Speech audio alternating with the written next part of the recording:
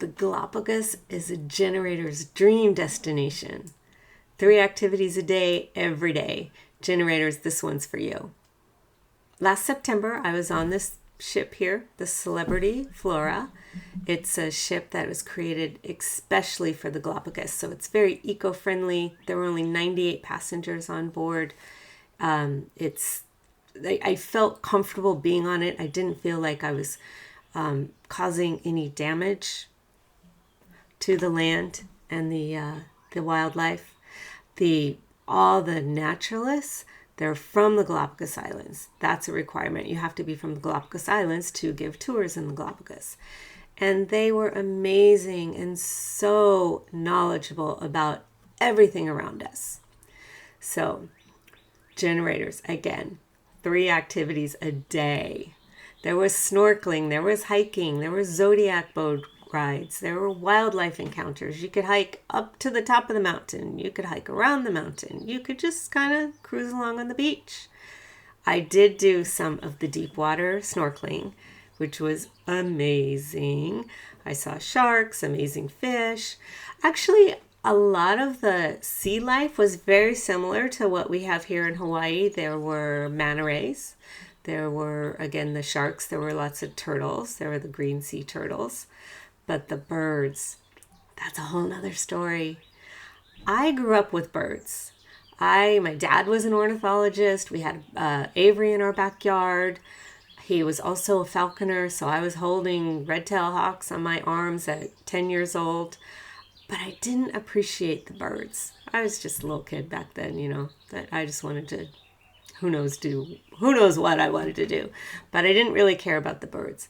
But after this trip to the Galapagos, and I want to say also my trip to Antarctica, 2 amazing, amazing trips that I've done. But the Galapagos, the birds were amazing. And the blue-footed boobies, oh my gosh. It was baby season, so they had babies all over the place. And they're like these fuzzy little white birds. They're kind of big, actually. They don't have their blue feet yet, but it was just so, so amazing.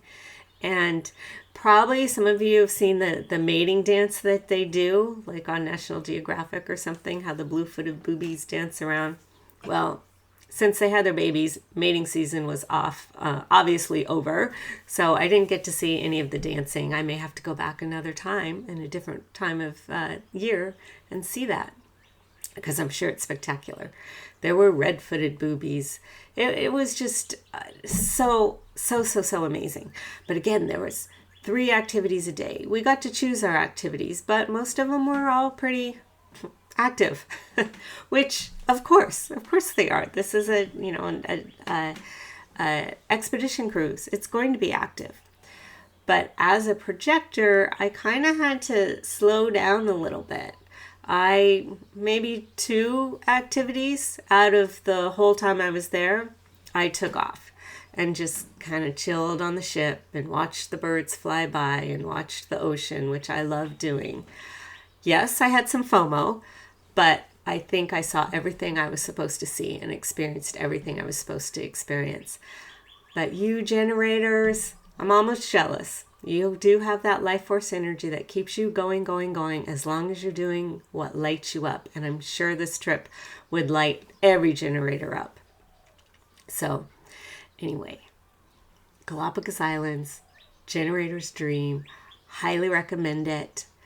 I'm also curious, so drop your energy type into the comments below and let me know what your favorite trip has been. And I'm just curious to see what energy types likes what trips.